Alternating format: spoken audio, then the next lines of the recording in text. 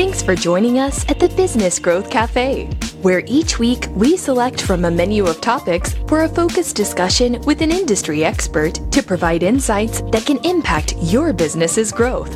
With your host, Angelo Ponzi. Hi, I'm Angelo Ponzi, your host here at the Business Growth Cafe, and thank you for joining us.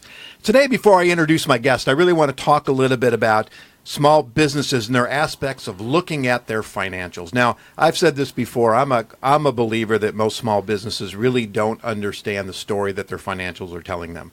Now, don't be calling me up and complaining, but you know it's true. So today on the show, I have Ken LaCroix, CEO of Insightful Partners, to discuss his mantra, what gets measured gets done. So as a business owner, you're busy working in your business as opposed to on your business. And you've heard me say that so many times on this show. The day-to-day burden, right? We're always out doing our marketing or our sales or operations, or your wife's giving you a phone call, a lot of distractions. And you're really not focusing on that, and you can become overwhelming, especially when it comes to reading your financials. So Ken, welcome. Thank you, Angelo. Yeah, there we go. A little hyped up. I'm hyped up All right, today. let's do it. A lot of coffee. I think I was up early this morning. I think I'm about 6 or 7 cups in. So if I talk a little rapidly today, folks, you know why. So before we get started, let's put you in context to the audience. Tell the audience a little bit about yourself and your business. Sure.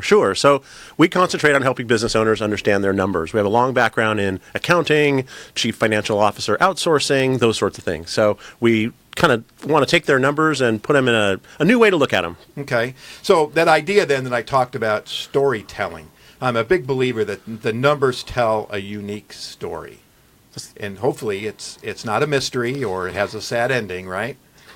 So numbers tell a part of the story. So part of our process that we go through is we want to see the numbers and what they're potentially telling us, but there's usually a story behind them, right? There's a trend to the numbers. There's not just one single number. There's numbers in context with other things. So we like to talk about what is the story behind the numbers? What are the numbers telling us? What should we be looking out for as we want to tell the story going forward? Okay.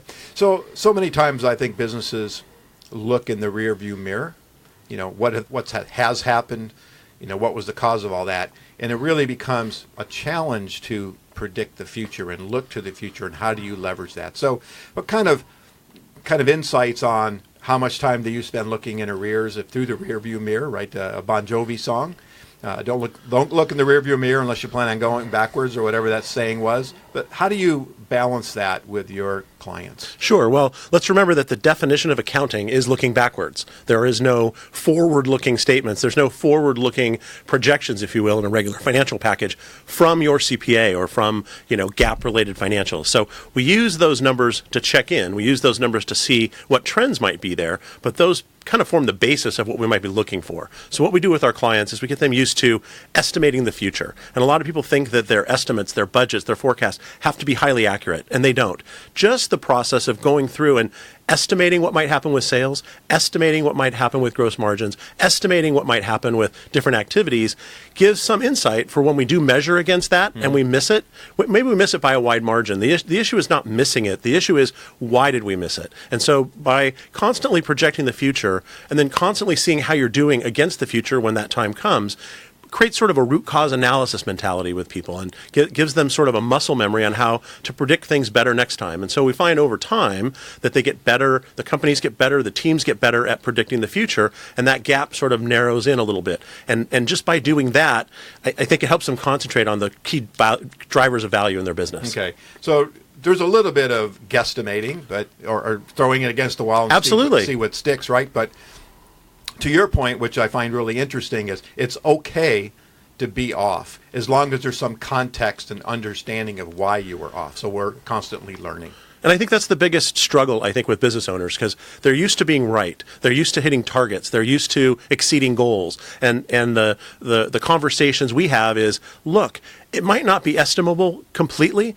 but it's partially estimable. So why wouldn't you want to know a little bit more insight into the future and see how that is? Even if you miss it by a wide margin, it's better than not thinking about it at all. I want to go back just a little bit, and there's a couple questions I always ask my guests. But the first one I want to ask you is, what is the best business advice you've ever received and or given, if it's different?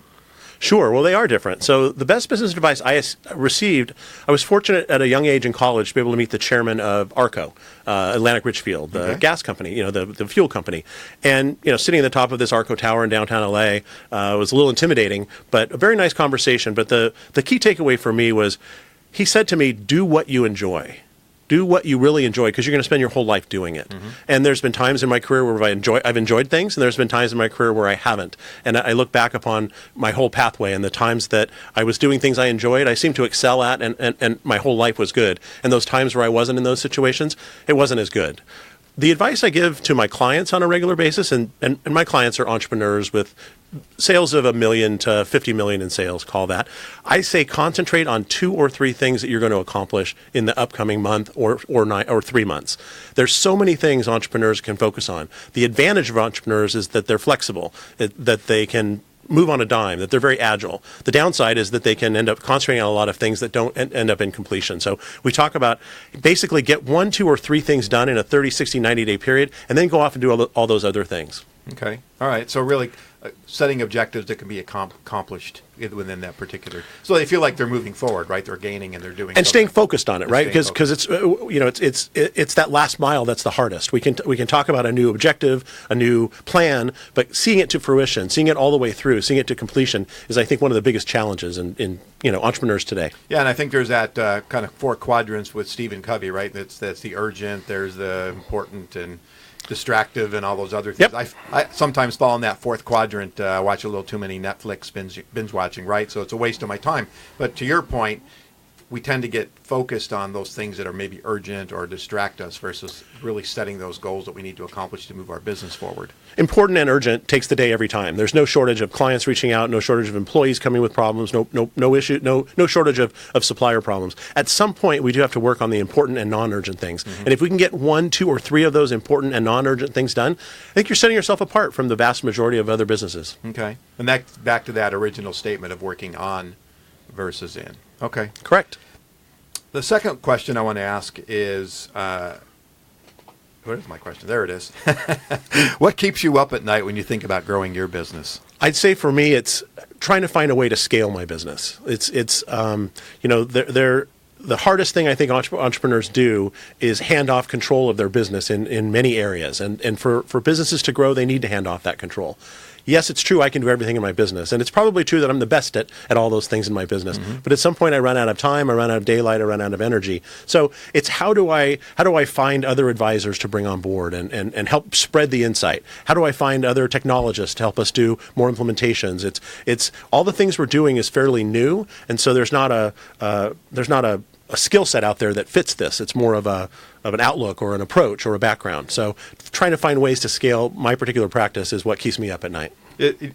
What you just described has been your biggest challenge in growing your business, or what has been your challenge? My biggest challenge is letting go of it. It's really what I counsel my clients on as well. It's actually letting go and handing it off to somebody, even though it's not perfect, even though it's pretty good. And I think, again, we hold ourselves to high standards, but sometimes perfect, sort of gets in the way of good enough. Sure. Part of this and what I do here on the show, of course, is to offer some education, advice, and guidance to the listeners. And that sounds like lesson number 1, right? Let go, do some delegation, have confidence. Make sure you have the right people on the bus, I'll quote Jim Collins, and that you feel comfortable that can help free you up to do other things. Well, and actually get out of your comfort zone, because it's not comfortable. It's just not comfortable to hand over that control. You by definition, you don't really know quite exactly what's going on, but you have to trust that process. Okay. So I'm going to go back a little bit before we talk about some more about the financials and the storytelling. But you're own your own business, but go back in your history, you didn't, right? So you went from that corporate accounting through directors, presidents, consultants. How did you make that leap? For those of you out there on the corporate side listening to this show, sitting in the cubicle, being an accountant, and you're thinking about you want to be a fractional CFO, what was that motivation? What prompted you to make that move? So I think in the background of me growing up through all those positions, I always knew at some point I would be a consultant. But the hardest thing to do is jump out and do it. I was fortunate or unfortunate enough to be forced by sort of the 2008, 2009, troubled times, if you will. It was a very difficult time to put it very nicely. Right, by the way. Yeah. right. It was a very difficult time to get a job as a CFO. And so I thought, well, it's sort of now or never. Let's just jump out and do it. So for me, the fact that the risk was lower really helped. But I always knew in the back of my mind that I would do it. And I'm, in retrospect, really glad that I did it. It's been a wonderful run over the last 10 years, and I'm looking forward to another 10, 20, maybe even 30. We'll see how we do. Yeah, that's fantastic. That first step is really hard. I've had several opportunities or have several businesses, but the one in particular where it started my second business, I was working for an ad agency, and I was actually trying to buy it, and they broke the deals off. I got mad, and that was my impetus to take that first step and go out and start my own business as a consultant. And here many years later, I'm glad I did. Recently, you and I were in a meeting together, and you're making a presentation, and you made this statement, and I want to read it, and I want to explore it. You said, I find it interesting. I said that. Sorry. I realize in 10 years of doing this and trying to sell business owners on the value of accounting is they don't value it, and they don't value it for a number of reasons. Explain. Sure. Well, coming from the accounting world, it's a bit of a heretical statement, but I think that for the businesses that we deal with in our firm, the business owners and managers were there when it happened. So there's not a lot of news value to the financials. And they keep talking, all their advisors and the coaches all say, you need to know your financials, you need to look at your financials. And I think they do, and they try. But at the end of the day, there's not a lot of news value to knowing that sales went down because they were there when the customer changed their order, or the fact that gross margins are compressed because they signed the contract for the new price increase. The balance sheet, that's not how they run their businesses, right? They don't reserve for warranties in their mind. When a warranty claim comes in, they fix it and send it back out again. So it's important to remember that those financials are meant for the outside world. They're not necessarily meant for the owner and manager. They're useful at times to the owner and manager, but they date back to the Securities and Exchange Act of 1933. They're designed to prevent fraud in the investor marketplace. So they're there to help the bankers, stakeholders, creditors, other people that might want to purchase your business, help them understand your business and how you relate to other businesses in your space, and then how does your space or industry compare to other industries. That's what they're truly there for. Okay. All right. Interesting. When someone engages you, what's their pain point? Why do they pick up that phone and say, Ken, I need your help? Sure. They want to make better decisions with data, and they're frustrated because they can't. And a lot of times the accounting department is the one holding them up because there are, again, accounting departments don't think about the future. Accounting departments think about the framework of accounting and how can we fit this activity into the framework that we've decided is best for investors, not necessarily the best way to understand the numbers. I give presentations on implementing a brand checkup, a brand health checkup. So same question for you is, how often should a company, I'll call it a financial checkup for the business? I mean, is that something they do every month, or is that a quarter, or is that a year, or is that annual strategic plan that everybody kind of waits to, we'll do it on the annual planning process, but that's way too late for me. Sure. It was a great question. And I think it depends on the cadence of the business and the type of information that you're looking at. So from our perspective, there are yearly things that we do. There's yearly goals and there's yearly targets. Heck, there could even be a 10-year target. But there's certainly quarterly check-ins because, during the course of a quarter, most of the seasonal noise might have gone away. So those are very, very valuable numbers to look at. There's monthly numbers we look at. Every time the month closes, we review those monthly financial numbers. But there are also weekly numbers we look at. We look at cash flow numbers on a weekly basis. And in some cases, there's daily things we look at. We look at sales by day or number of customer calls by day or some sort of metric. So checking in on your business, it really depends on what you're trying to accomplish and what that cadence should look like. But okay. And I'm assuming that varies by industry and the type of business, right? So it isn't a form. There's a formula to it, but it's not formulaic in the sense that it's going to vary. Because my next question is about KPIs and really establishing those. We do that in marketing, right? What are those milestones? What are those objectives? And I assume it's the same on the financial side. So, what are some obvious KPIs that that our listeners should, at a minimum, be putting in place when they think about their numbers? I can think of 5. We always start with our clients with the top 5, and there's a reason behind these top 5. Number 1 is revenue growth, because that's what an outside investor at the end of the day is going to look at, is how well can you grow your revenue. The second one is gross margin or gross profit, and that decides how profitable you are with those sales. Again, that relates to efficiencies and effectiveness, and we want to see gross profit growth. The third one we like to look at is what's your total return at the end of the day? What amount of money is being returned to the investors, to the stockholders, to the people that own the business? What does that number look like? And how is that growing or not growing? And then I sort of throw in 2 others. One is sort of an efficiency measure. We take revenue and divide it by the number of employees that you have. And we can do that at the end of the year or at the end of the quarter. But if we compare that, if we just take revenue and divide it by the number of employees that you have, we can see sales by employee. And if your sales are going up, but your employee count is going up faster, then we can see that immediately that's a lack of efficiency. Mm-hmm. If it goes the other way, then that's a leveraging of what you have. And then the final one that we like to talk about is more of a balance sheet metric. And it's really just what is your current or quick ratio? How much funds are available quickly to pay off the debts that you have? Because I find a lot of times people don't quite understand how close to the edge they might be with credit card loans, accounts payable, other loans, compared to the receivables they have, the cash they have on hand. Because again, as sales grow, that eats up cash, that eats up resources. Okay. All right. And you've mentioned kind of some of the reports that become essential, but just I'll clarify and ask that question. If I'm a small business, which I am, of course, what are those 3 or 5 reports that are really essential that I'm paying attention to? Well, the reports look in the past. So by definition, they're not as helpful as they might be going forward. There's no standard report going forward. It's bespoke to whatever you're trying to accomplish. But at a minimum, the income statement, and we have a couple different ways of looking at that. So how does this month's income look compared to last month's income? How does our year-to-date income look compared to last year-to-date's income? How does this month's income compare to this same month last year? And the balance sheet, of course, is a very important measure for some of those same things. As you started your kind of next evolution in your business, you just recently launched some technology. Yes.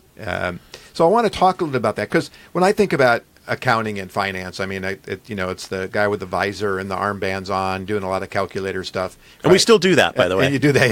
Yeah. I also think of poker games when I see that guy too. Right. Yeah. And but you've implemented a kind of a forward-looking technological piece of software. I can't think of a better way to describe it.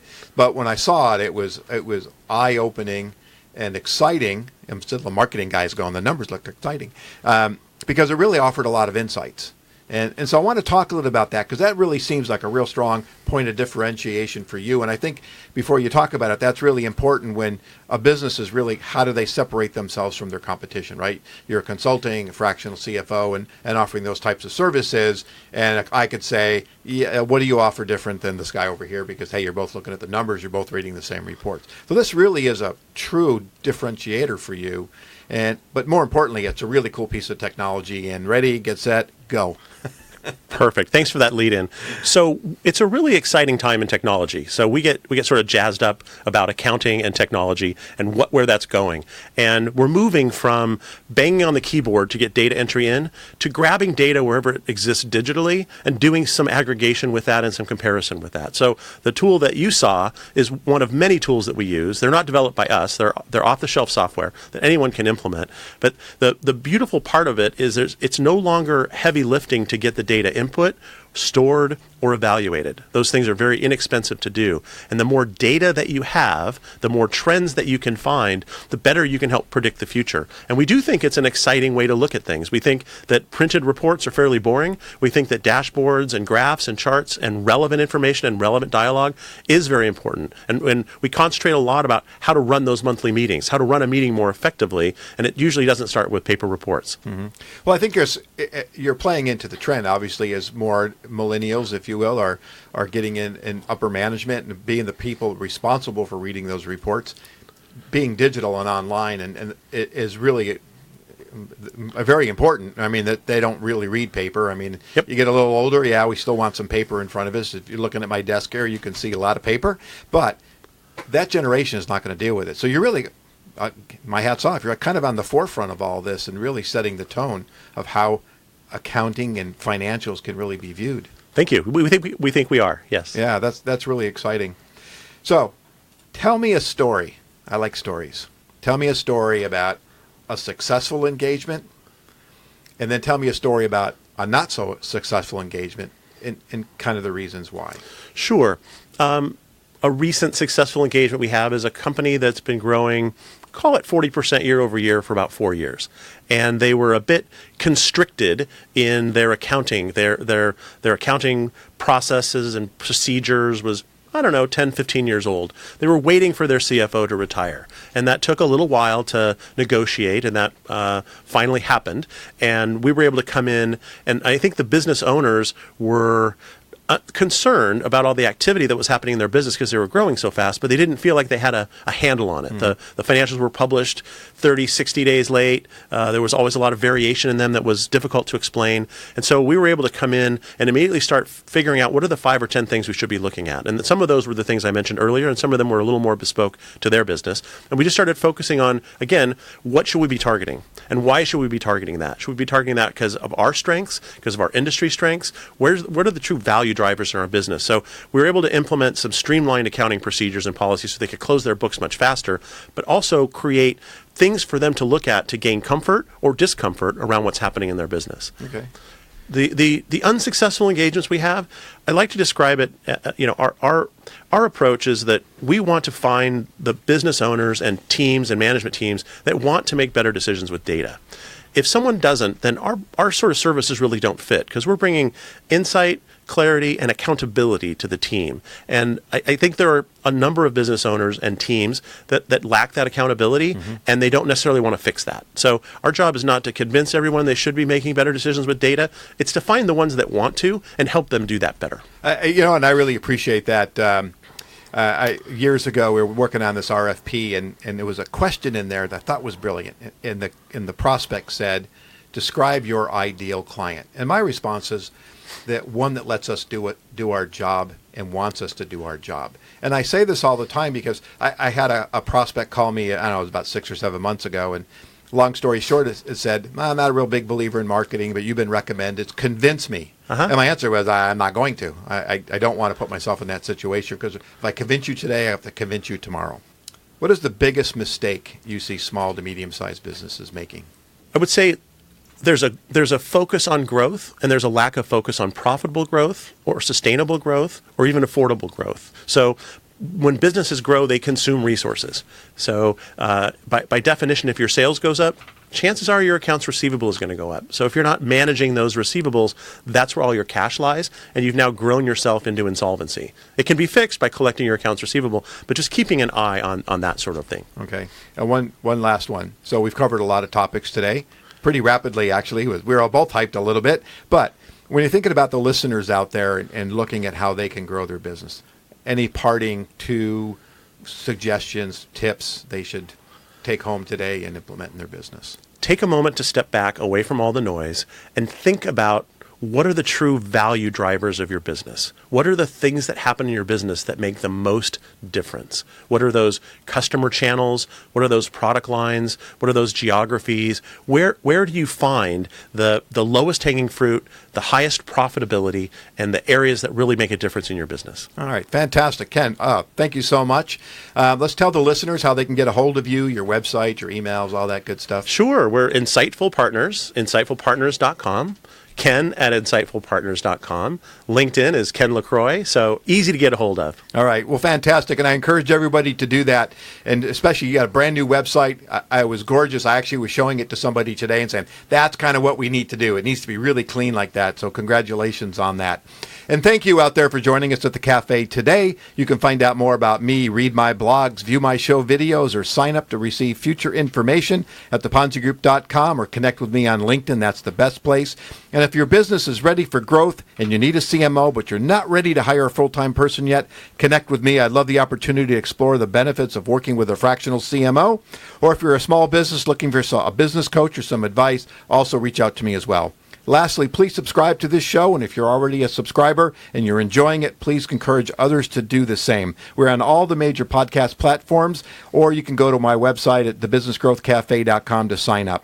Thank you very much for joining us today, and we hope to see you next week at lunch at the Business Growth Cafe. Thank you for listening to today's discussion at the Business Growth Cafe with your host, Angelo Ponzi. Take a moment to subscribe to this podcast and visit our website at www.businessgrowthcafe.com. Read Angelo Ponzi's blogs at www.theponzigroup.com.